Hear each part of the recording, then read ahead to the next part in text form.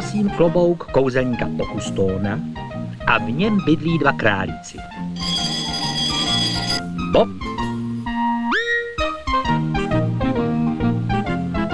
a Bobek. Jenže tomu se nikdy z vyhřátého klobouku nechce. Vstávat a cvičit. Raz, dva. Ale proč? Protože je ráno.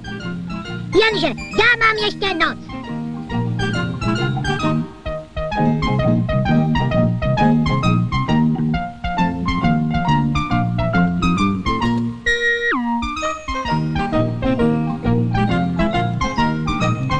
Vstávat, jde se do práce. Ale proč?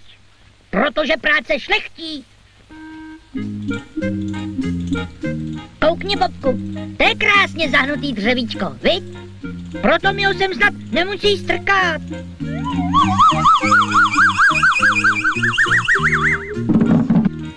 No, to byl zas jednou for. Hlavně, že to zabralo. Jdem pracovat, ať máme co jíst. Nech mě chvíli přemýšlet. To je taky práce, ne? Už to mám. Jdeme do zoo. Do zoo? A co tam budeme dělat? No přece ukazovat se, jako ostatní zvířata. A za to dostaneme najíst. To je vážně tvůj nápad? Čí by byl? Tak jdem. Mám už hlad, že nevidím.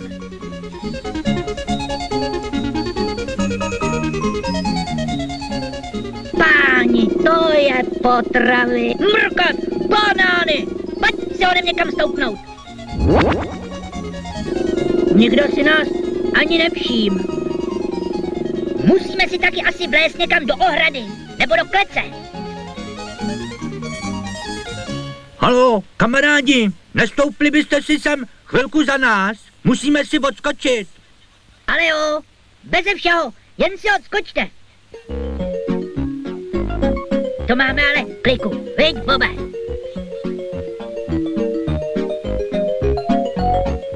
Podívej, mámo, tučňák patagonský. Prosím tě, dělaj si z lidí blázny, vždyť jsou to prachobyčejní králíci. Teda to jsou poměry.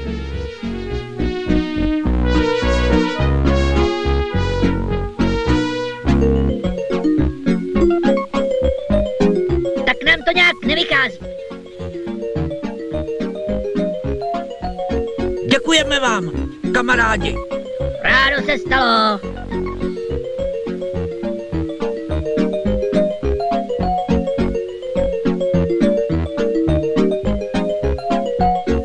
Bobe, zastav! Králík, tygří obrovský.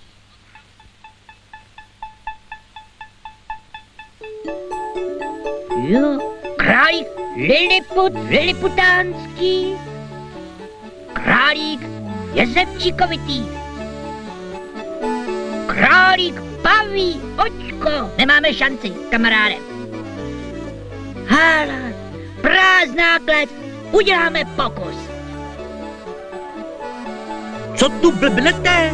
My jsme cvičený králíci a předvádíme se. Jenže tady není žádný cirkus. My máme ale hlad. Kdo chce jíst, musí dělat. To jinak nejde. Tak teda budem dělat. Nic jinýho nám taky nezbývá. Budete se starat o toho slona. Krmit, čistit, uklízet.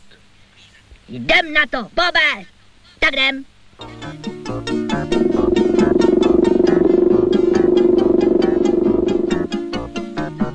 Můžu ochutnat?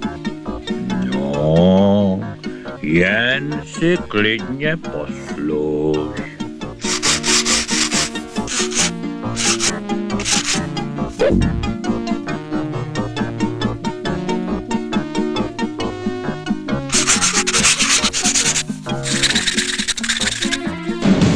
Co to prosím tě vyvádíš?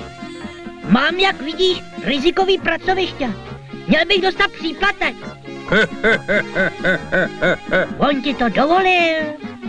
Může si taky vzít, tady kamarád. Ale jo.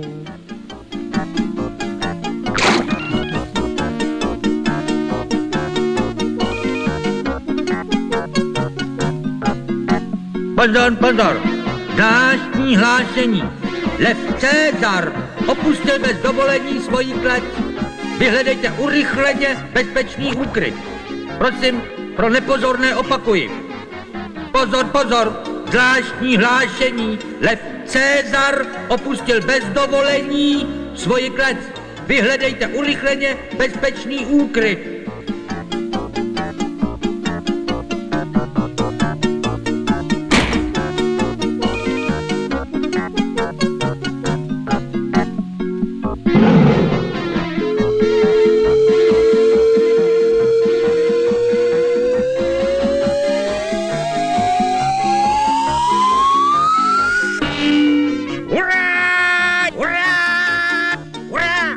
Bob s Bobkem se stali hrdiny dne, ani nevěděli jak.